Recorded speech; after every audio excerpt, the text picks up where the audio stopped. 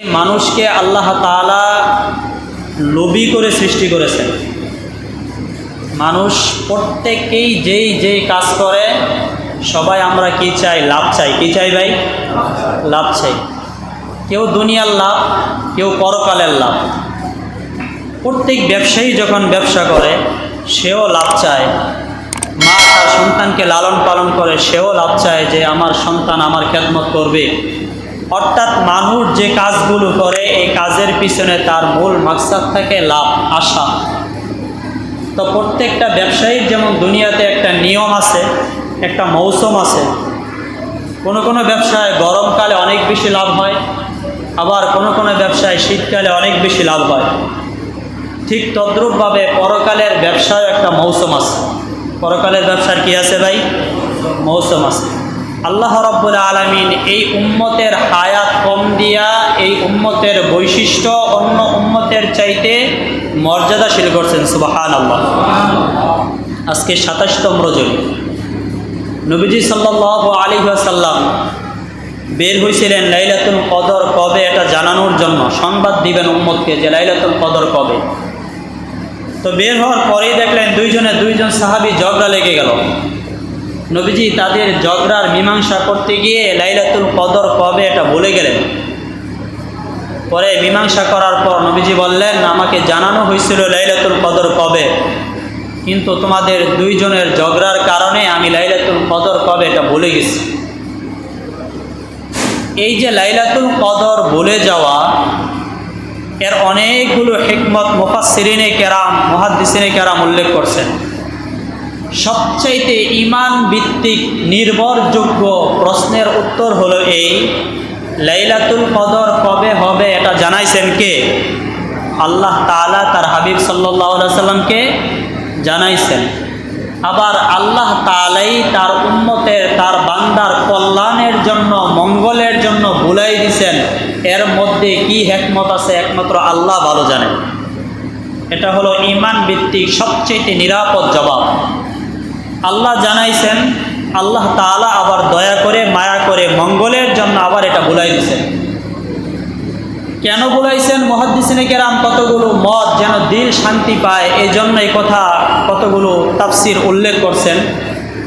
দেখেন, আজকে ২৭শা রজনী নবী সাল্লাল্লাহু আলাইহি ওয়াসাল্লাম হাদিসে পাকের মধ্যে বলেন, আল্লাহ তাআলা আমাকে শুধুমাত্র বিশেষভাবে লাইলাতুল কদর আমার এই উম্মতকে দান করছেন, ইতিপূর্বে কোনো উম্মতকে দেন নাই। সুবহানাল্লাহ। ইতিপূর্বে আদম আলাইহিস সালাম থেকে শুরু করে যত উম্মত আসছে, যত নবী আসছে, তাদেরকে লাইলাতুল কদর দেওয়া হয় নাই, শুধুমাত্র আমাকেই দয়া করে দিয়েছে। কেন? অনেকগুলো হাদিস আছে নবীজি সাল্লাল্লাহু আলাইহি ওয়াসাল্লামের সামনে অন্যান্য নবীদের হায়াত দেখানো হলো, যার যতটুকু হায়াত ছিল, হায়াত অনেক লম্বা, ৫০০ বছর, ৮০০ বছর, ৯০০ বছর। তো নবীজি অন্যান্য উম্মতের হায়াত দেখে নিজের উম্মতের হায়াত ৬০ বছর, ৭০ বছর দেখে আফসোস করতেছেন, আল্লাহ আমার উম্মত এত অল্প হায়াত নিয়ে তাদের সাথে আমলের পাল্লা কিভাবে দিবে। তো আল্লাহ রাব্বুল আলামিন নবী আলাইহিস সালাতু ওয়াস সালামকে জানাইছেন, পয়গম্বর আমি আপনার উম্মতকে এমন একটা রজনী দান করলাম, এমন একটা রাত দান করলাম, আপনার উম্মত যদি তার হায়াতি জীবনে একটা লাইলাতুল কদরের সওয়াব যদি উঠাইতে পারে, তো আল্লাহ রাব্বুল আলামিন তার আমল নামায় ৮৩ বছর ৪ মাস লাগাতার ইবাদত করার সওয়াব তার আমল নামে উঠাই দেবেন। সুবহানাল্লাহ। বনি ইসরাইলের মধ্যে জৈনক এক আবেদ ছিল। আবেদ পূর্বকার আবেদ হওয়ার জন্য ১০০০ মাস আমল করা লাগবে। কয় হাজার মাস? ১০০০ মাস। ১০০০ মাস রাত দিন আমল করলে সে আবেদ হইতে পারত। সারা রাত নেক আমল করত, সকালবেলা আবার শত্রুর বিরুদ্ধে যুদ্ধে পড়ে যেত। নবীজিকে জানাইছে, ওই যে বনি ইসরাইলের একজন আবেদ ১০০০ মাস ইবাদত করছে, সারা রাত নেক আমল করে দিনে আবার যুদ্ধের ময়দানে বের হয়ে গেল। আল্লাহ রাব্বুল আলামিন সে যতটুকু নেকি অর্জন করছে, আল্লাহ তাআলা আপনার উম্মতকে এক রাত্রের এর চাইতে বেশি সওয়াব দান করবেন। সুবহানাল্লাহ। সেটা কবে হবে আল্লাহ তাআলা কেন জানান নাই? আল্লাহ তাআলা চান বান্দা যেন বেশি আমল করে। কি আমল করে?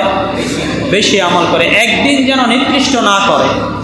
তারপরও নবীজি জানাইছেন বেজর রজনীতে লাইলাতুল কদর হতে পারে 21, 23, 25, 27, 29। তবে 27-এর বর্ণনা একটু বেশি পাওয়া যায়। যেমন তাফসিরে ইবনে কাবিরের মধ্যে উল্লেখ করা হয়েছে যে লাইলাতুল কদর শব্দের মধ্যে 9টা হরফ আছে। কয়টা? লাইলাতুল কদর শব্দের মধ্যে 9টা হরফ আছে। আর লাইলাতুল কদর শব্দটা সূরা কদরের মধ্যে 3 বার আল্লাহ তাআলা উল্লেখ করছেন। কয়বার? 3 বার। আপনি যদি 9কে 3 দিয়া গুণ দেন তাহলে কত হবে? 3 নং 27। লাইলাতুল কদর শব্দের মধ্যে শব্দ হলো 9টা, আর লাইলাতুল কদর শব্দটা আল্লাহ তাআলা সূরা কদরের মধ্যে 3 বার উল্লেখ করলেন। 9কে যদি 3 দিয়া গুণ দেন তাহলে 27 দাঁড়াবে।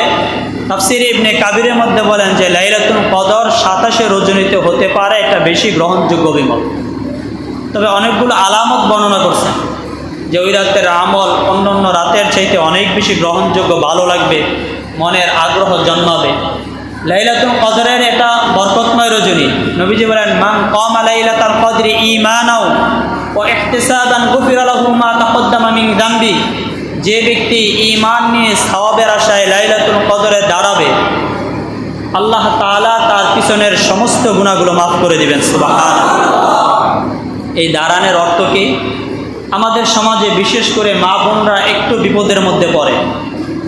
লাইলাতুল কদরকে উদ্দেশ্য করে বিভিন্ন জায়গায়, বিশেষ করে গ্রামগঞ্জের মসজিদগুলো একেবারে লাইটিং করে আলোক জলসা করে সুন্দর করে সাজানো হয়, যেটা অপচয় কোরআন সুন্নাহর দৃষ্টিকোণ থেকে উচিত না।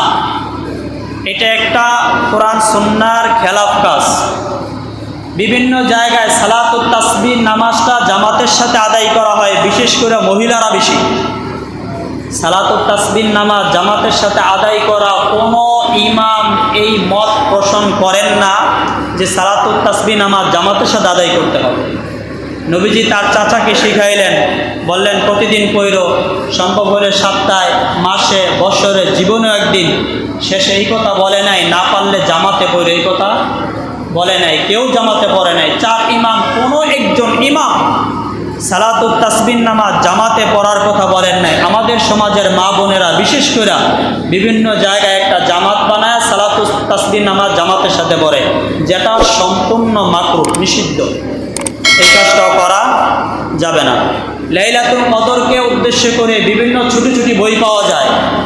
সূরা ফাতিহা 20 বার 30 বার, সূরা ইন্না আনজালনা 36 বার 33 বার, এই দোয়া এতবার, এই সেই পড়তে হবে, এমন কোনো নামাজের নিয়ম নীতি আমরা কোথাও পাই নাই। আম্মাজান হযরত আয়েশা সিদ্দিকা রাদিয়াল্লাহু তাআলা আনহা নবীজিকে বলেন, ইয়া রাসূলুল্লাহ, যদি আমি জানি আজকে লাইলাতুল কদর, তাহলে আমি আল্লাহর কাছে কি দোয়া করব? আমি আল্লাহর কাছে কিভাবে দোয়া করব?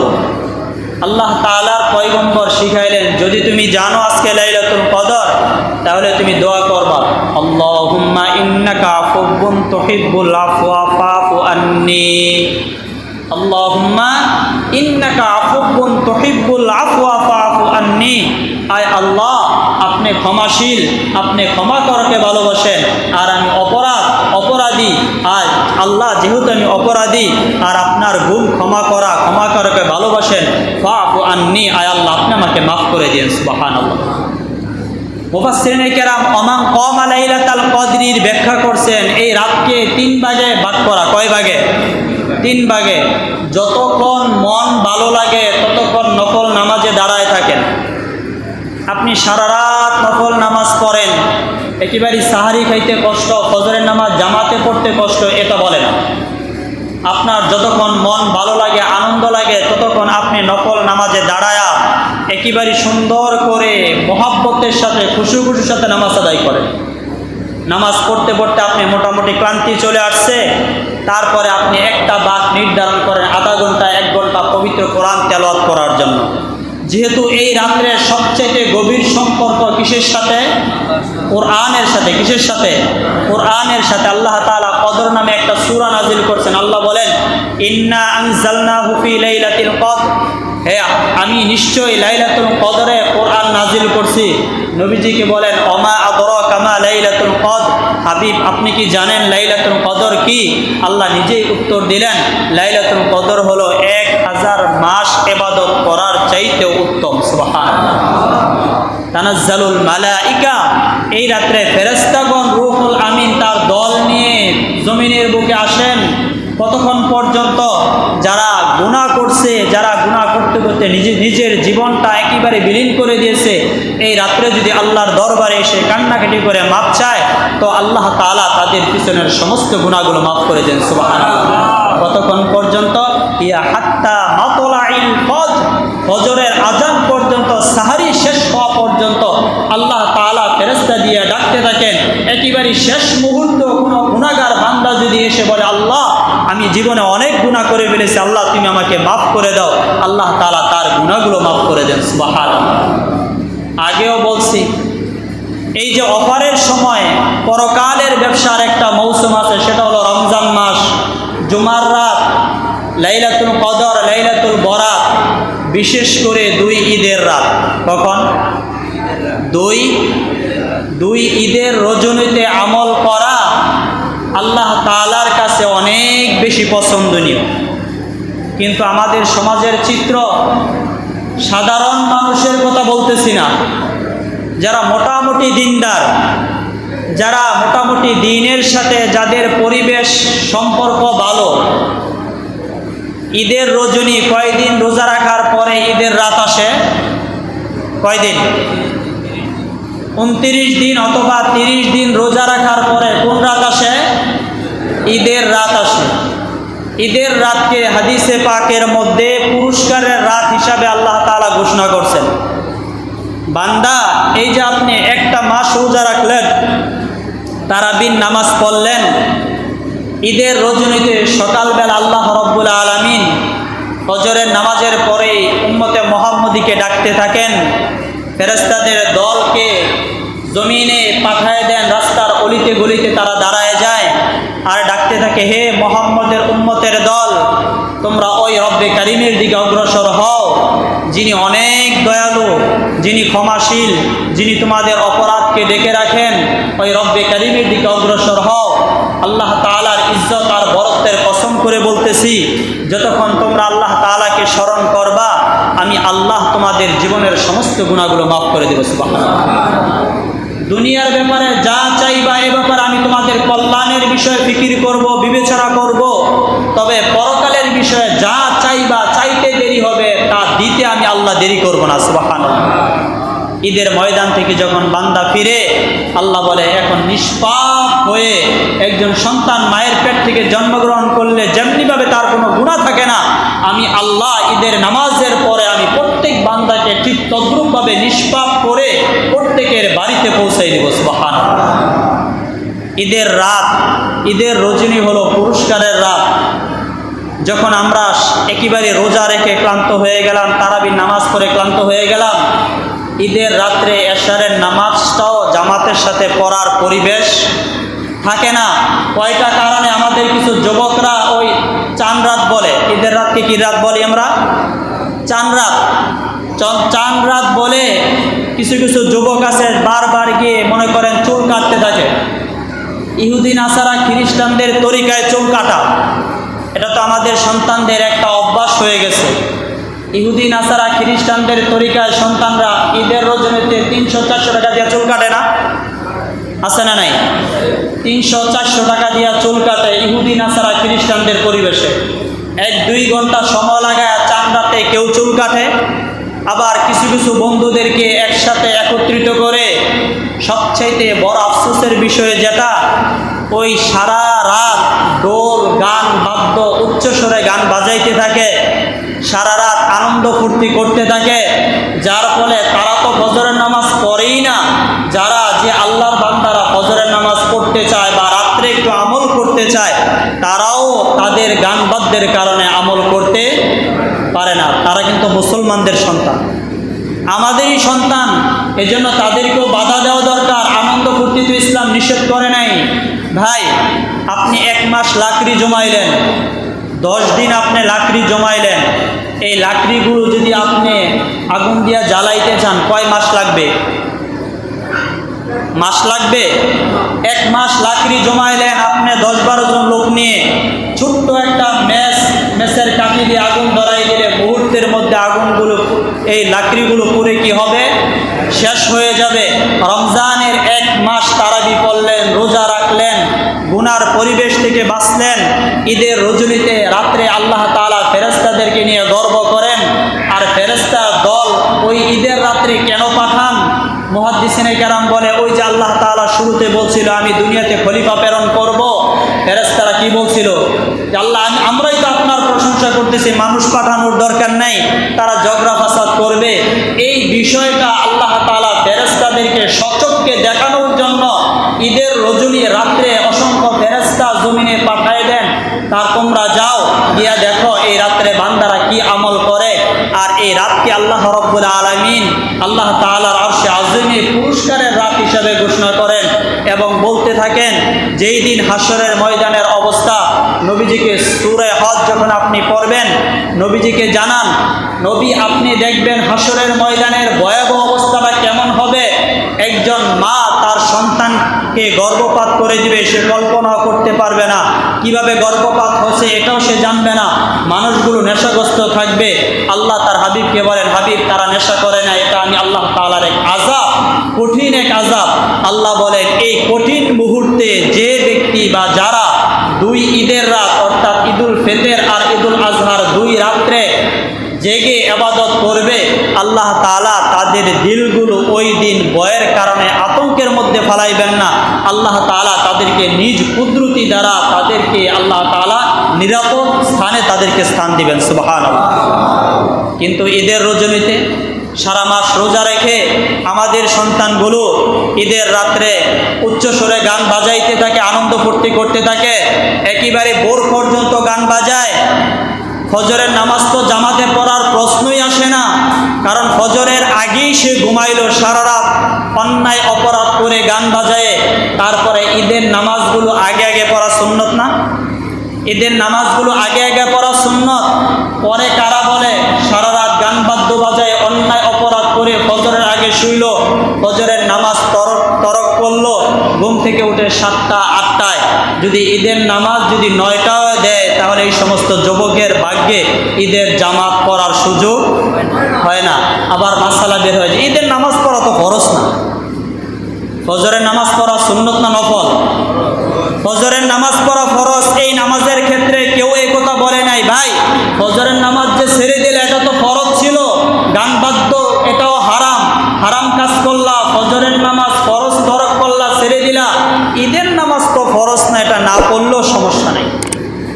গুনাহ করতে করতে অন্তরটা এমন অবস্থা হয়েছে, রমজান মাসটা ইবাদতে কাটাইলা কমপক্ষে একটা রাত, 30 দিন তো কাটাইলেই ইবাদতে। ঈদের রজনীটা বিশেষ করে ভাই যারা আমল করতেছেন, ঈদের রাত্রে পুরা মসজিদ ভরপুর মুসল্লি হয় না। এই জন্য আপনাদের কাছে আবদার, যে ব্যক্তি এশারের নামাজ জামাতের সাথে পড়ল, কোন নামাজ? নবীজি বলে, যে ব্যক্তি এশারের নামাজ জামাতের সাথে পড়ল, অর্ধ রাত দাঁড়ায়া ইবাদত করার সওয়াব আল্লাহ তাআলা তার আমল নামে উঠাই দিবেন। সুবহানাল্লাহ। আর যে ব্যক্তি ফজরের নামাজ জামাতের সাথে আদায় করলো, তো আল্লাহ তাআলা পুরা রাত দাঁড়ায়া নফল নামাজ পড়ার ইবাদতের সওয়াব তার আমল নামে উঠাই দিবেন। সুবহানাল্লাহ। কমস কম যদি পুরা রাত্রে ইবাদত করতে না পারি শারীরিক দুর্বলতার কারণে, কমপক্ষে ঈদের রজনীতে এশারের নামাজটা পুরুষ মসজিদে পড়ব, ফজরের নামাজটা কোথায় পড়ব ভাই? মসজিদে পুরুষরা। আর মা বোনরা বিশেষ করে এই যে ঈদের রজনীতে গ্রামগঞ্জে ওই পিঠার আলোচনা আগেও করছি, এখন ওই যে সেমাই না, গ্রামে সেকই পাকায় না, সেকই পাকাইতে থাকে 10 জন 20 জন মিলে রাত 11টা 12টা পর্যন্ত। এশারের নামাজ বাদ, ফজরের নামাজ তো প্রশ্নই আসে না।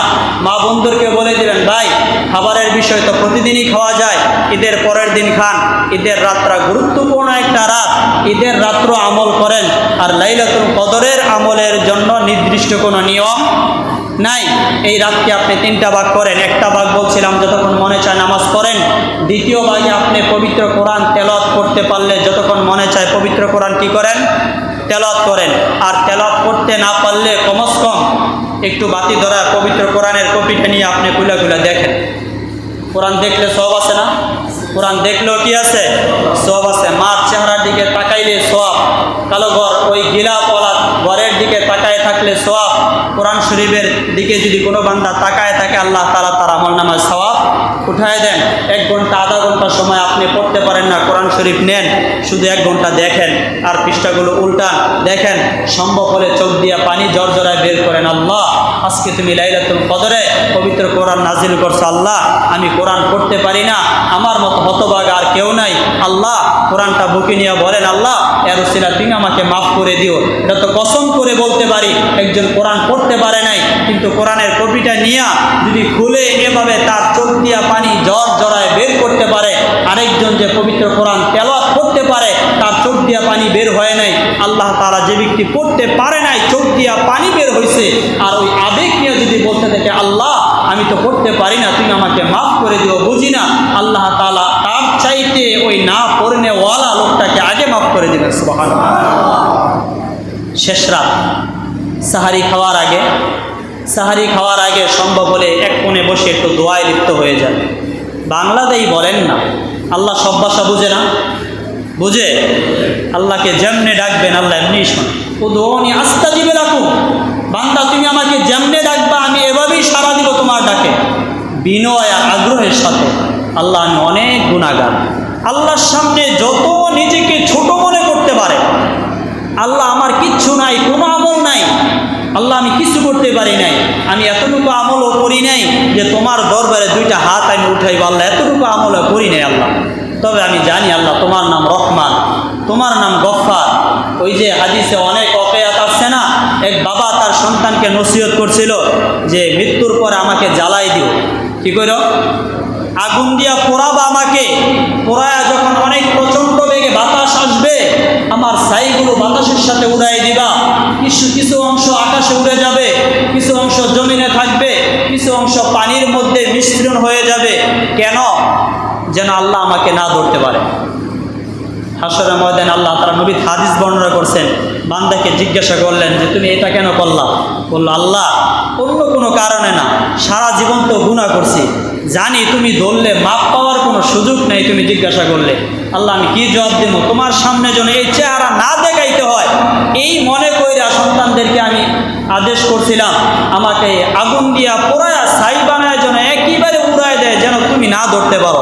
আল্লাহ শুধু তোমার ভয়ে করছিলাম, এখন আর উপায় নাই, তুমি তো ধৈর্যই পারলাম। আল্লাহ বলবে এটা কি আমার ভয়ে করছিলা?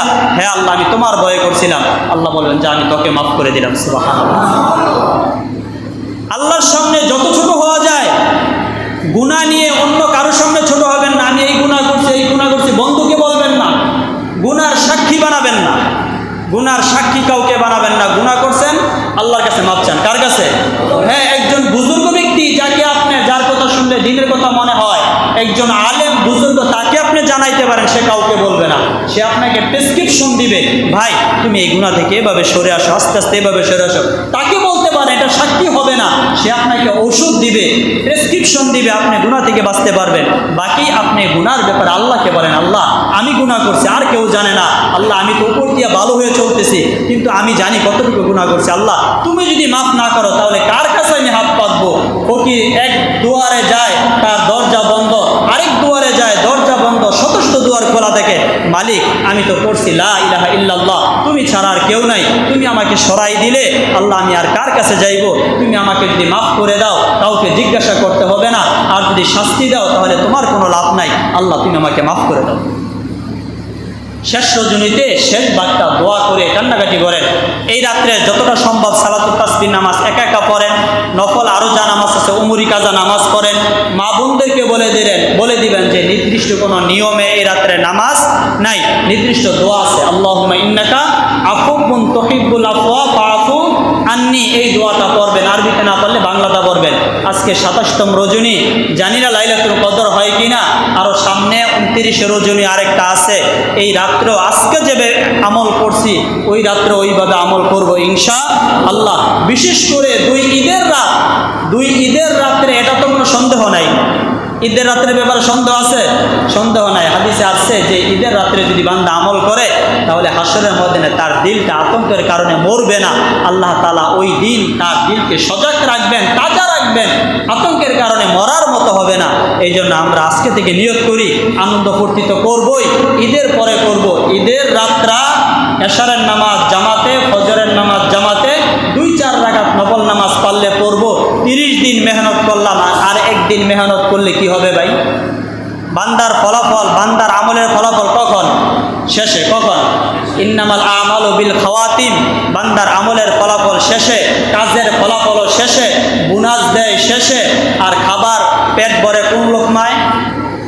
শেষ লোকমায়। কোন লোকমায়? শেষ লোকমায়। 30 দিন রোজা রাখলেন, তারাবি করলেন, ঈদের রাত পুরস্কারের রাত, এই রাত্রে আল্লাহ পুরস্কার দিবেন।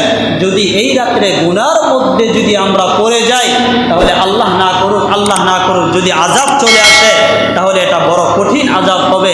আল্লাহ তাআলা আমাদের প্রত্যেককে ঈদের রাতের মতো মহা মহিমান্বিত রাত এবং লাইলাতুল কদর সামনে থেকে ফিকির করব।